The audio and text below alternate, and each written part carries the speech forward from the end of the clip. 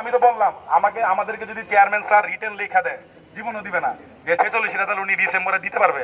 বাংলাদেশের ইতিহাসে সাদিক স্যারের কমিশনও সুপারফাস্ট কাজ করে পারে নাই। একজন বিজ্ঞ স্যার বলছেন, আরে আমি মাত্র একদিন বিসিএস পরে অ্যাডমিন কার্ড হয়ে গেছি। আমি তো ভাই হা করে তাকে আছি ভাই। আমার বাপেও ভাই ভাই আমার বাপেও অ্যাডমিন কার্ডের আমি জানি। স্যার কোন বেশি আমি জানি না। আমার বাবা অনেক সিনিয়র, উনি 9 বিসিএস। ঠিক আছে, এই প্রাক্তন স্বৈরাচারী ফ্যাসিস্ট হাসিনা সরকারের যে মুখ্য সচিব ছিলেন তফাজ্জল হোসেন মিয়া, হ্যাঁ, আর এর বাসায় আমার রেগুলার আসা যাওয়া থাকতো। আমি তারা বলতাম যে আপনারা তো আমাদের জন্য দেশে কিছু রাখেন নাই, বিদেশে চলে যেতে হবে।